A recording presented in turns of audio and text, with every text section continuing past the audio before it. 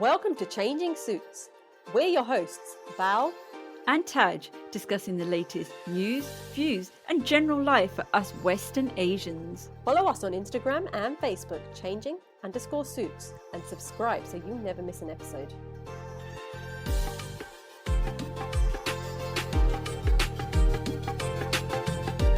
Hi listeners, it's Val speaking. And hi, it's Taj.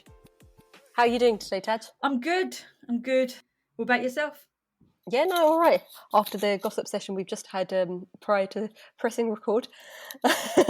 Yeah, I think it was a bit too in-depth. But anyway, let's move on to what we're going to talk about today. Firstly, I just want to say a massive thank you for all of the support for the podcasts last week. It was obviously our first few podcasts, so nerves were there.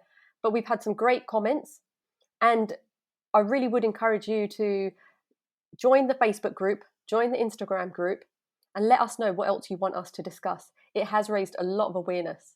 In fact, I had a really good comment from a friend of mine who isn't Asian, who had said they hadn't realised some of these things that were talked about in the podcast.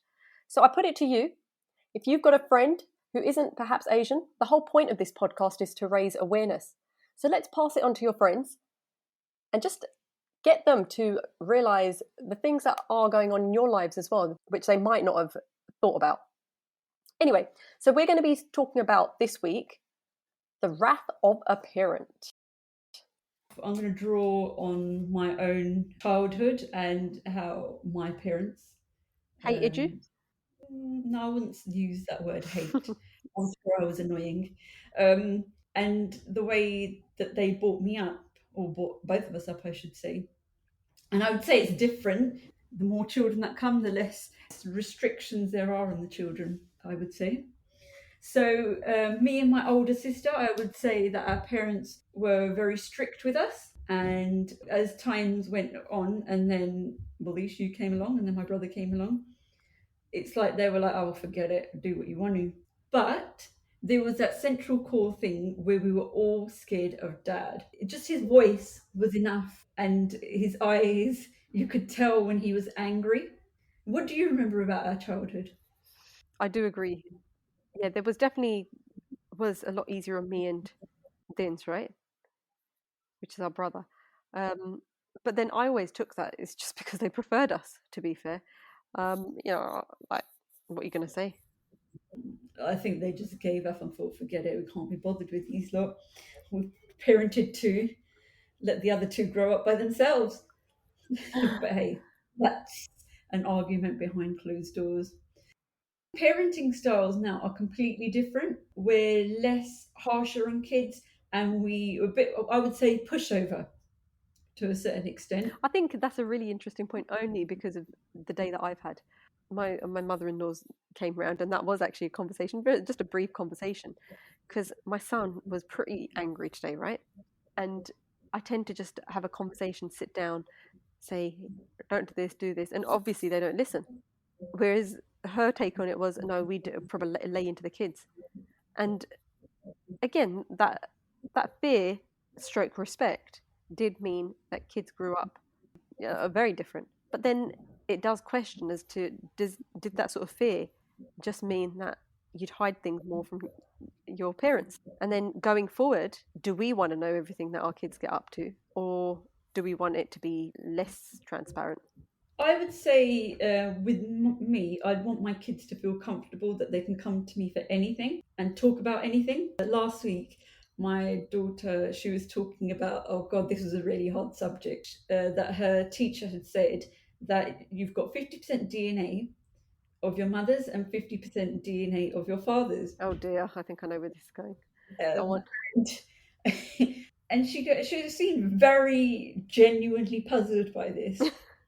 Obviously, we haven't had the sex education talk with her, or it hasn't happened at school yet. And so I was like, oh God, am I going to start this now? I was like, go and ask your dad. I don't know what he said to Wait a her. second. What was her exact question? Her question was, where does a 50% come from the father? Wow, where? And at that point, it kind of shocked me. I wasn't ready for that.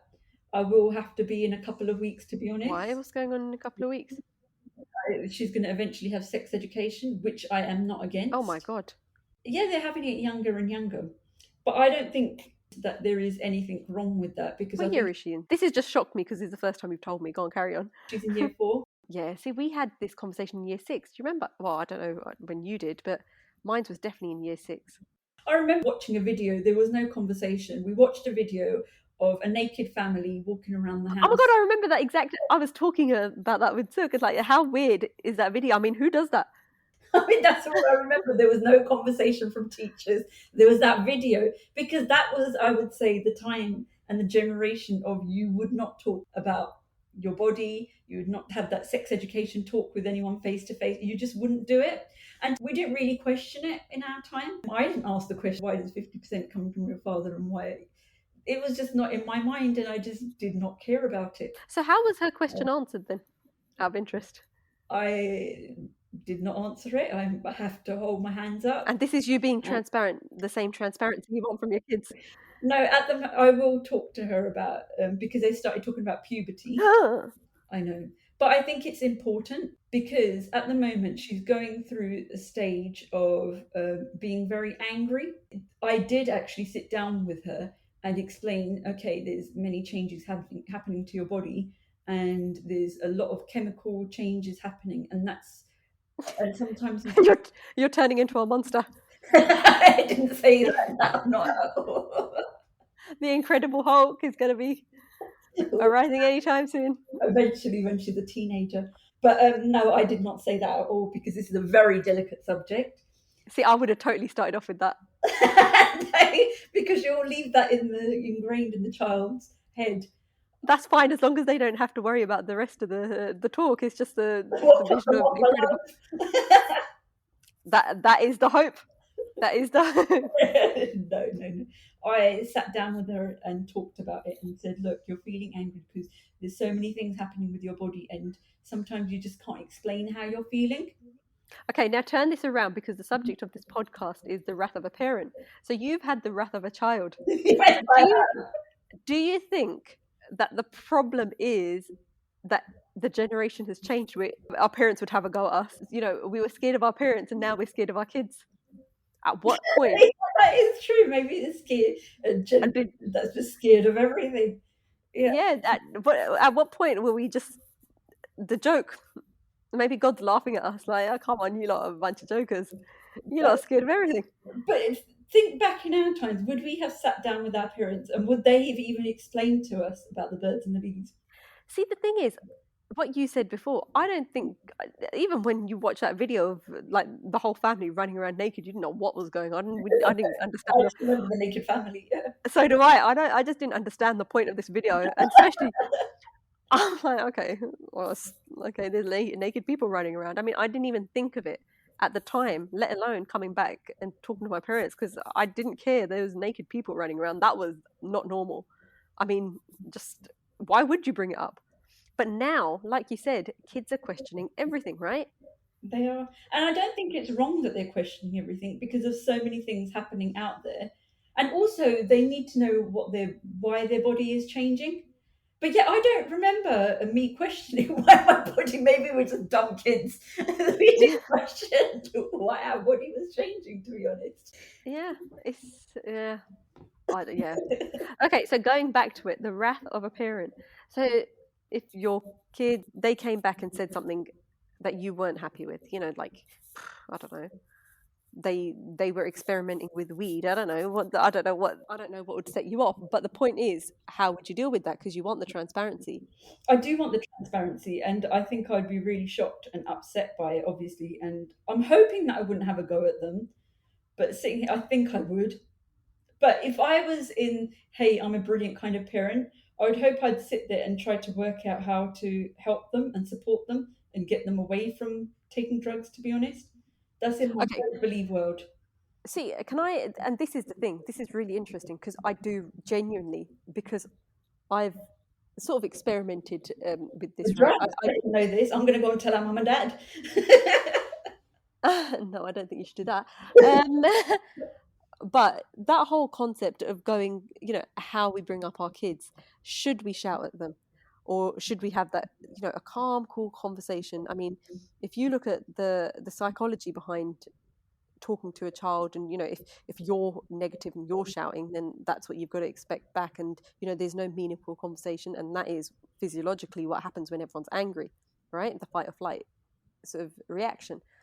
Okay, so we've experimented with doing it the other way, where we talk, we kneel down to eye level, we talk to them calmly, and then the kids are still shouting at I you, don't right? get anything. I And still do it, but I'm not getting any hope, any positivity out of it because the kids are still getting their well, way. this is the thing. So they're not listening. So we experimented. And then straight after that, we had to go at them. And trust me, that worked, Yeah, yeah. right? So, you know, in hindsight, yeah, it would be great to have a nice, calm conversation with a child, and they go off merrily skipping along, and, rainbows and everything, but it doesn't Have happen. you noticed when you see those nanny programs that happen, they do the sit on the first step, sit on the second step, or whatever. But you think to yourself, yeah, you're there for about half an hour. You're going to leave. We have to, look after this child having all these tantrums for, God knows how long. How many times can we sit them on the step? And there needs to be a lot of patience there, to be honest. But the thing is, this is a normal thing, though, isn't it? It's about consistency. You do something once, you do something And twice. It is that. And then, well, this is the problem. That's what a child hopes, right? But the point is, I mean, we've definitely changed the way we do parenting. I think by even our parents agree that kids are so much more different now than we were, to be honest. And that I would say is to do with technology, and kids just need to be a bit more on it and with it. Like for example, if we were to find out, do some research, we would have, if we went to the library, I don't even remember, but we would have gone to the library to find out from a book. Whereas they've got this fast pace of everything's on the internet. So they have to be a bit more sharper than us. Now we said that that fear has now built into respect, because now I Yeah, don't fear my parents. I respect why they said it and why they said those things. But that might. Why do you think that is? retrospect. The fear, I personally think the fear needs to be there. The reason I didn't do, I'm a very square person. I'm not gonna lie about that. I'm pretty boring, right? My childhood's boring. I just did what I was told to do, partly because I couldn't be bothered to go against them, and that's the truth. And it was the fear of, if this happens, then Dad would kill me. Not literally, but I would get seriously told off. And plus, I was a pretty lazy child as well. I mean, just because I couldn't be bothered to get into negativity. But in our time, there was a lot of community, as well, as in everyone looked after each other's children. Now, do you remember going, like, for example, I remember going out for lunch for school, and you'd be really scared because you didn't want the auntie to catch you, because you knew it was going to go back to your parents. Um, and you knew they were going to do whatever, have a go at you for saying, why did you leave school? So you never, if you saw an auntie, you would make sure you hid.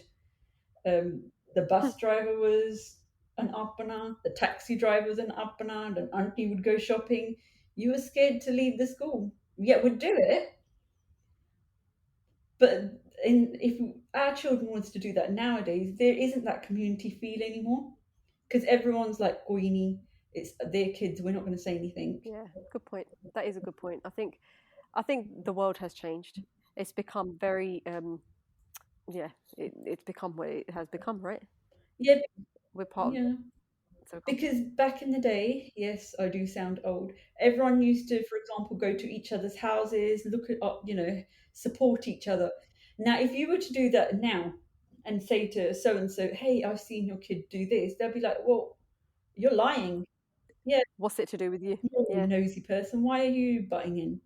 There is not that element of respect of looking after each other. So again, that's changed as well. But is that a good way of doing things?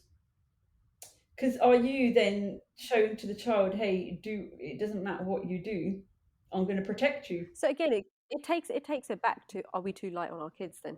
Have we changed into a generation where we were too hard on our kids, perhaps, to a generation of we're too light on our kids.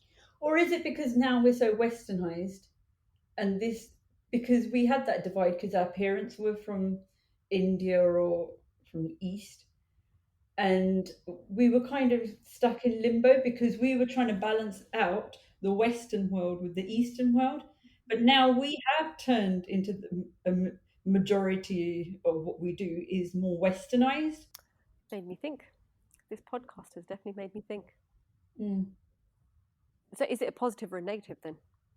Well, I don't think there'll ever be an answer. I think that's all to do with your individual perspective. If you think it's a positive or negative. Like, for example, But then do you think, all right, fine, let's turn it around then. You know, we had the fear, it turned into respect. So later on down the line, when kids look back, because we've thought about this and it's retrospective of now I get why they did it because of this A, B, C. So do you think our kids will turn around and say the same thing? As in, it's turned into respect. but we haven't put that pressure on the kids like our parents have. So they'll probably turn around and say, "You lot didn't do the job right. That's why we've turned into crackheads." Whoa, whoa! You got high prospects for your kids. I wasn't planning to go there with mine. I remember once, not that I condone this because I am the slowest driver in the world. I'm sure you can vouch for that. I am Yep. just, yeah, I'm one of those people that you're like, oh, for God's sake, why are you driving so slow? But anyway, this one odd chance, I was like, yes, I'm going to go a bit fast. Just the first time probably in my life. And lo and behold, there was a police car behind me. Sounds about right. Yeah. I always get caught doing if I do something wrong, so that's why I tend not to try not to do anything wrong. And it wasn't the fear of the policeman stopping me, it was the fear of, oh my god, is this going to go back home? Are they going to tell my parents? Yeah, fair enough.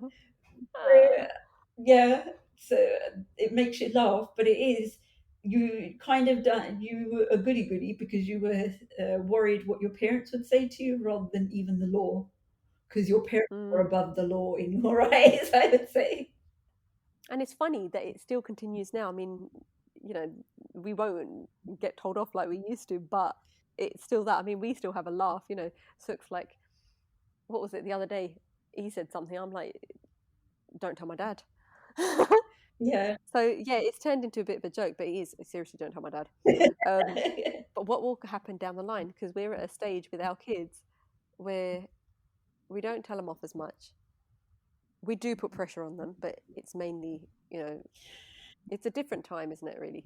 Well, yeah, our parents came here and they pretty much came here with not that much money and some without anything at all. So they had to build the foundations basically. But with our kids, they've got the houses, they've got pretty much, we would say a majority of us have got those foundations built now. So now it's almost as in, all right, we don't need to stress as much as our parents do. And we get those, oh my, how many toys I have given my kids. It's ridiculous. We never used to have that many toys. I can remember the one toy that I got. Not saying that I only got one toy, but it was a caterpillar, and it was one that you'd pull along. And looking back at it now, it was probably for like a 5-year-old. I used it till I was 10, for God's sake. And that's why we are where we are. Bloody caterpillar. So I think we'll leave this podcast on a question. Is there a right parenting style? And let's ask Mansur, who's just walked in. Do you think parents should be nice or horrible to children? Nice. Nice. They should be And do you think your mama is nice to you or horrible? Nice. nice. Oh, That's because he probably wants something. And if I'm sure, like, if you asked him at the start of the day, it would have been a different thing because he was asking for a present and he wasn't allowed. So Mama was not his friend. oh no, he didn't. No, he doesn't agree. Do you love your mama more than anyone in the whole wide world? Yeah. Yeah. What about? I was going to say compared to your dad. Let's not do that conversation. All right. Follow us on Instagram and Facebook, changing_suits, and subscribe so you never miss an episode.